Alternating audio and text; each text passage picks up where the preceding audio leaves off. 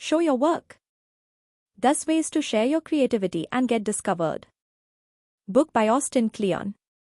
Introduction. क्या आप अपने फेवरेट सोशल मीडिया इन्फ्लुएंसर के शेयर किए हुए काम को देखकर हैरान हो जाते हैं, या आप अपने फेवरेट राइटर के नॉवल को पढ़कर हैरान रह गए थे? क्या आप इन फेमस आर्टिस्ट के जैसे ही एक कंटेंट क्रिएटर बनना चाहते हैं? क्या यह सब आपको इतना मुश्किल लगता है कि आप घबरा जाते हैं? इस समरी से हम सोशल मीडिया पर शेयर किए हुए कामों के बारे में आपकी कुछ गलतफहमियों को दूर करने की कोशिश करेंगे। आप जानेंगे कि अपने कंटेंट क्रिएशन प्रोसेस को शेयर करने और अपनी रोज़मर्रा की ज़िंदगी की एक छोटी सी झलक दिखाने के क्या इंपॉर्टेंस हैं। आप अपने लाइफ को एक ऐसी डॉक्यूमेंट्री की तरह देखना सीखेंगे जिसे रिकॉर्ड करने की और अपने फॉलोअर्स के साथ शेयर किया जाना चाहिए। आपको ऐसा करने में हिचक हो सकती है क्योंकि आपको लगता है कि आपके पास शेयर करने के लिए या दिखाने के लिए कोई स्किल नहीं है, लेकिन आप कुछ नया सीखकर इसकी शुरुआत कर सकते हैं। अगर आप एक ब्लॉग, यूट्यूब चैनल या किसी भी तरह का ऑनलाइन पोर्टफोलियो शुरू करना चाहते हैं, तो यह समरी आपको बिना किसी डर या झिझक के अपना काम शेयर करने में हेल्प करेगी। आपको जीनियस होने की ज़रूरत नहीं है। लाइफ में जब भी हमारे सामने जीनियस वर्ड आता है, तो उसे लेकर हम लोग काफ़ी गलतफहमी पाल लेते हैं। कुछ ऐसी ही गलतफहमियां हैं जैसे कि एक फेमस आर्टिस्ट बनने के लिए आप एक दिन सुबह उठेंगे और एक ऐसी सुपर पावर के साथ जागेंगे जो आपके आर्ट को सुंदर और एक्स्ट्राऑर्डिनरी आर्ट में बदल देगा, जिसे देखने वाला देखता ही रह जाएगा। या फिर आपको कहीं से इंस्पिरेशन मिलती है और आप फौरन अपने स्टूडियो में जाते हैं और कुछ ही घंटों या दिनों में आप अपना मास्टरपीस तैयार कर लेते हैं। क्या आप ऐसी बातों पर भरोसा करते हैं? अगर हाँ, तो आपको यह बताते हुए दुख हो रहा है कि जिन लोगों के पास ऐसे पावर होते थे, वे अब इस दुनिया में नहीं हैं। जीनियस बनने का इंतजार करने के बजाय आपको अपने सीनियस पर काम करने की कोशिश करनी चाहिए। सीनियस का मतलब है वो आर्ट जिसे एक ग्रुप के कुछ लोग एक साथ मिलकर बनाते हैं। आर्ट किसी अकेले का काम नहीं है, बल्कि यह सोशल वर्क का ही नतीजा होता है।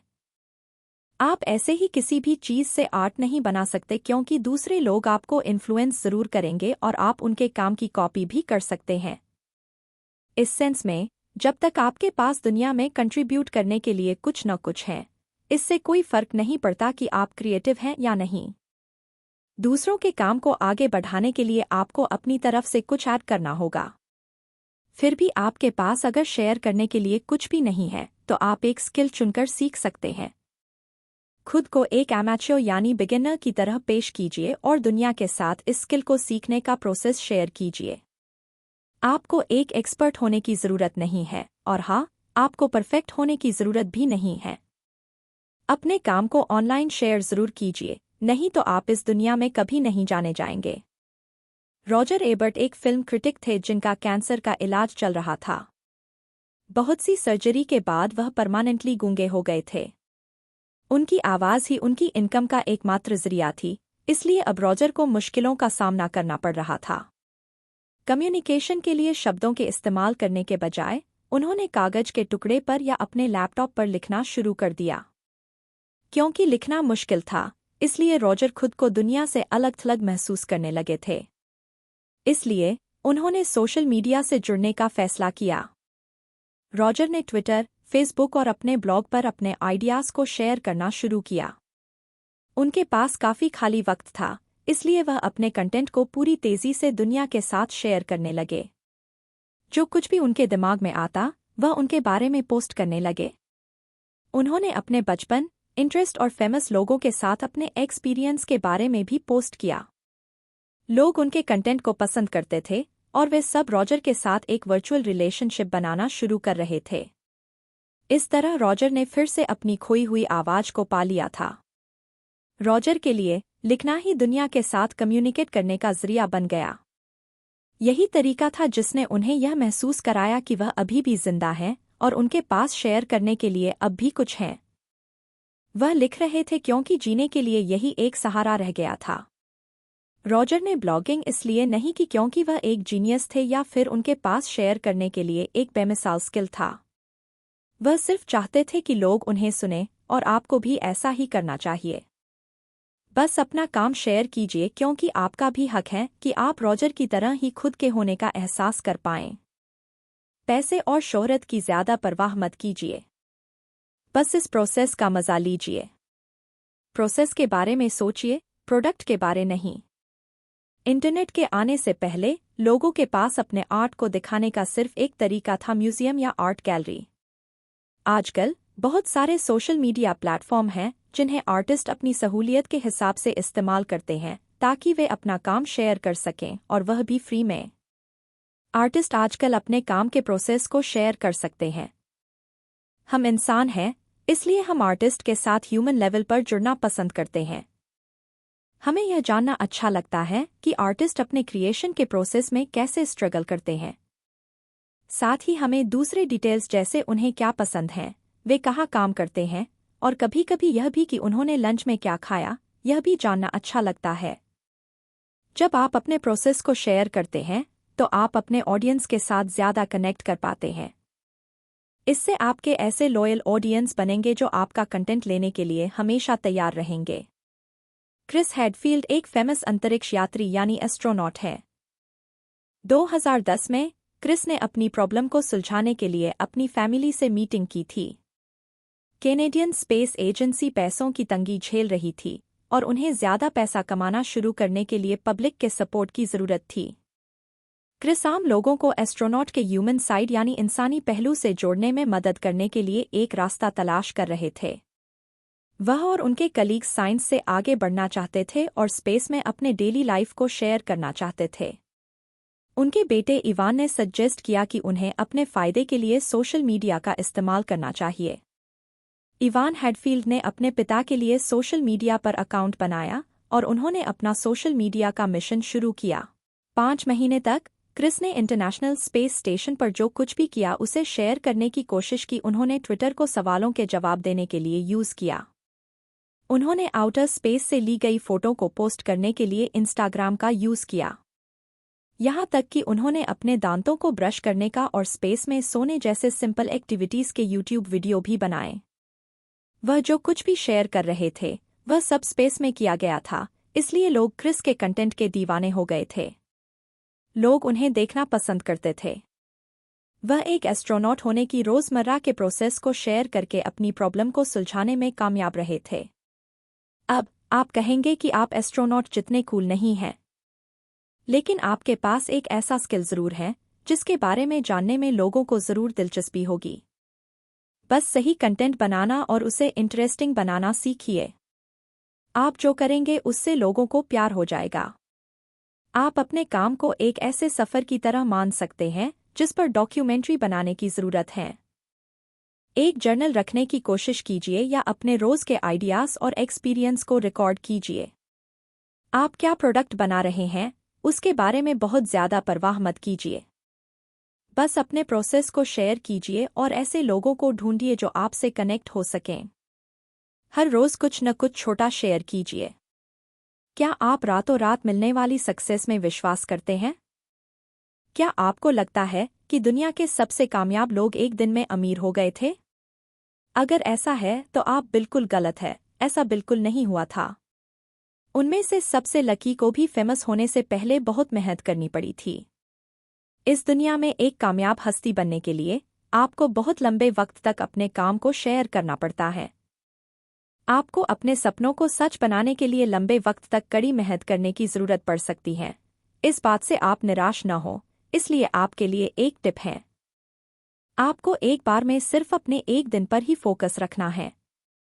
पिछले चैप्टर में हमने इस बारे में बात की थी कि आपको अपने प्रोसेस क्रिएशन का डॉक्यूमेंटेशन कैसे करना चाहिए।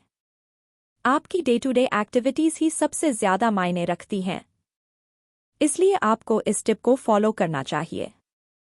आपने जो कुछ भी लिखा या रिकॉर्ड किया है, हर वर्किंग डे के आखिर में उसे रिव्यू कीजिए और ऑनलाइन शेयर करने के लिए उसमें से कुछ चुनिए। अगर आप अभी भी एक बिगिनर हैं और आपके पास शेयर करने के लिए कुछ भी नहीं है, तो उन लोगों के बारे में बात कीजिए जो आपको इंस्पायर करते हैं। हमेशा याद रखिए कि आप जो कुछ भी रोज करते हैं उसे शेयर करना बहुत अच्छा साबित होता है। ऐसा इसलिए क्योंकि यह दिखाता है कि आप अभी क्या काम कर रहे हैं। एजेंट और क्लाइंट आपके बारे में यही देखना चाहते हैं, न कि ऐसा कुछ जो आपने पिछले साल किया था। सोशल मीडिया प्लेटफॉर्म पर ज्यादा भरोसा मत कीजिए क्योंकि ये आते हैं और चले जाते हैं। अच्छा होगा अगर आप अपने डोमेन नेम के साथ अपना खुद का ब्लॉग बनाएं। लगभग 10 साल पहले ऑथर ने अपने नाम austinclien.com के साथ एक डोमेन खरीदने का फैसला किया। उन दिनों ऑथर के पास कोई खास स्किल्स नहीं थी और वह सिर्फ अपने आइडिया और थॉट्स को शेयर करने के लिए लिखते थे। उनका वेबसाइट कुछ खास दिलचस्प नहीं था। फिर ऑस्टिन ने ब्लॉगिंग के बारे में सीखना शुरू किया और उन्होंने अपने ब्लॉग को एक नई थीम के साथ अपडेट किया, जिसने सब कुछ बदलकर रख दिया। ऑथर ने अपने ब्लॉग का इस्तेमाल कर फ्लो को स्टॉक में बदला। फ्लो का मतलब है डेली अपने सोशल मीडिया पर छोटी छोटी जानकारी देना। ऐसे कंटेंट शॉर्ट और सिंपल होते हैं।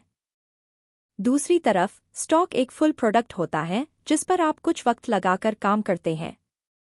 यह ऐसा कंटेंट होता है जो हमेशा के लिए रहता है और यह आपको वक्त के साथ और ज्यादा फॉलोअर देता है।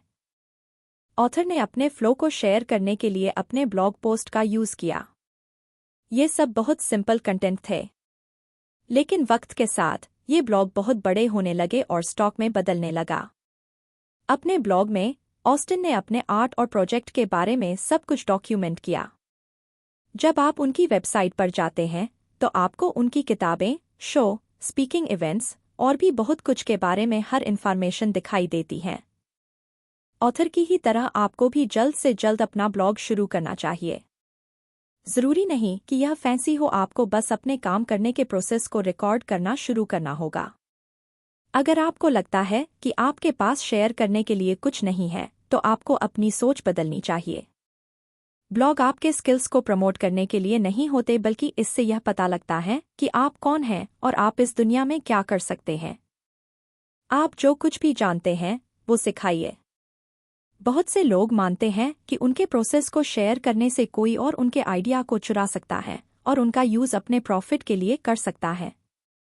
अगर आप भी इन्हीं लोगों में से हैं, तो आपको अलग तरीके से सोचने की जरूरत है। याद रखिए कि दुनिया के लिए आपकी रिस्पॉन्सिबिलिटी है कि आपको जो कुछ भी आता है उसे सिखाएं। अगर आप सिर्फ बेसिक चीजों के बारे में जानते हैं, तब भी आपको सुनने के लिए ऑडियंस मिलेगी। आप जो कुछ भी जानते हैं उसे सिखाकर आप अपने ऑडियंस के साथ एक गहरा रिश्ता बनाते हैं। आप उन्हें अपने साथ अपने सफर पर ले जाएंगे और उन्हें ये पसंद आएगा।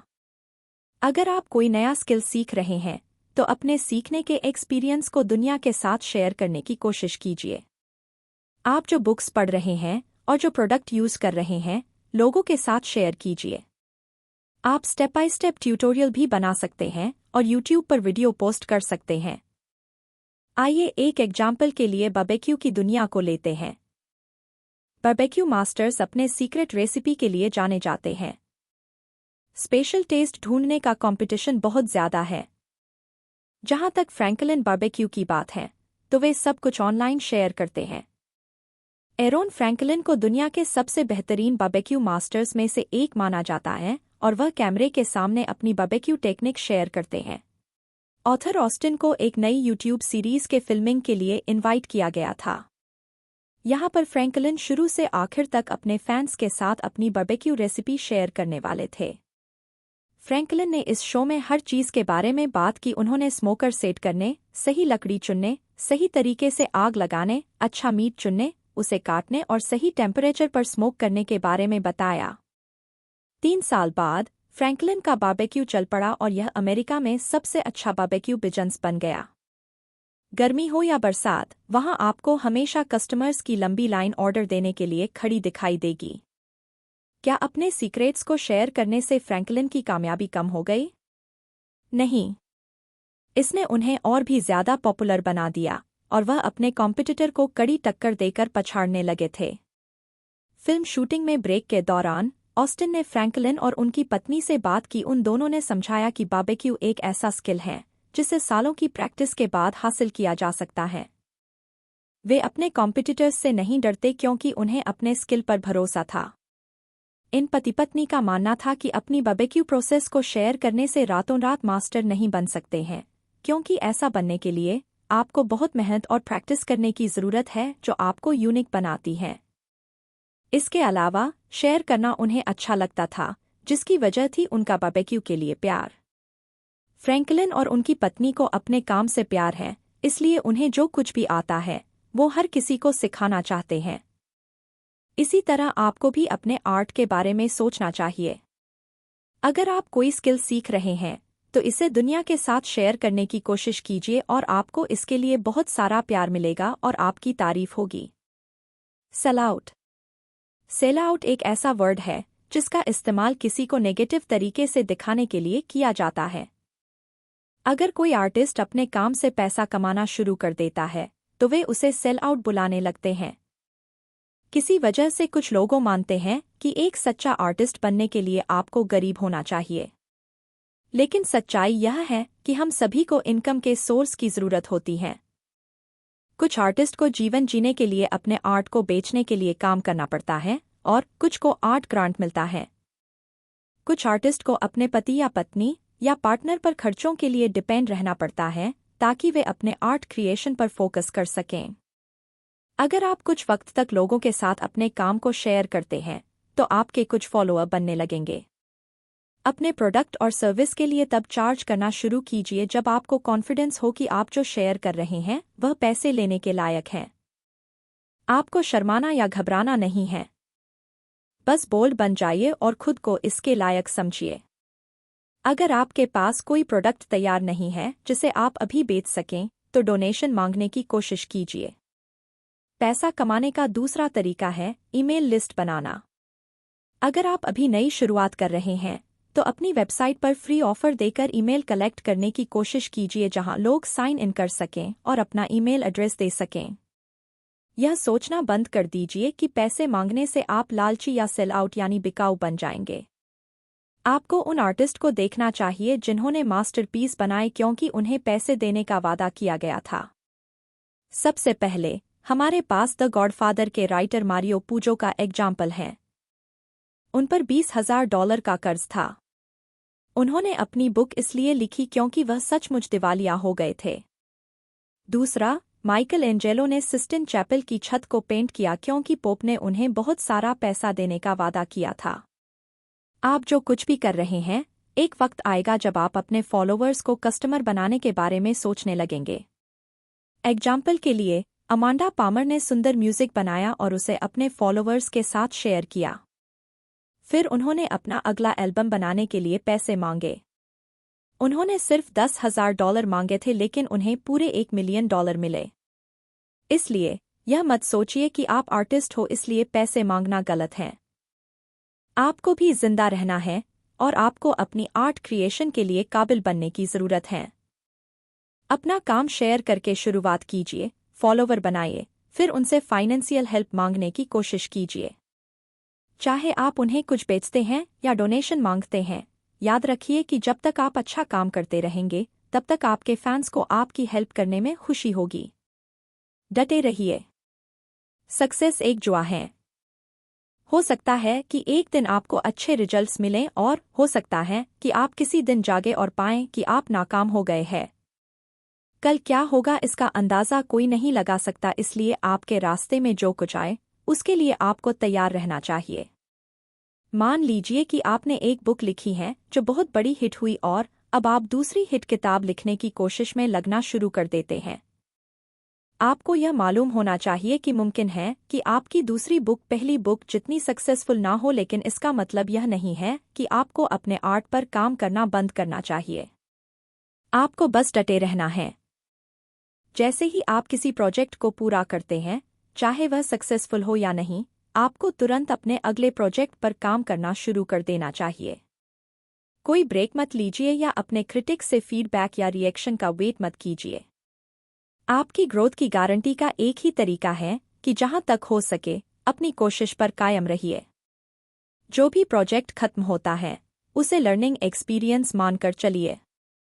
अपने फर्स्ट प्रोजेक्ट की कामयाबी को नोट कीजिए और उसमें की गई गलती से सीखिए और फिर कोशिश कीजिए कि आगे आप उस गलती को न दोहराएं। जब आप थक जाते हैं तभी आपको ब्रेक लेना चाहिए।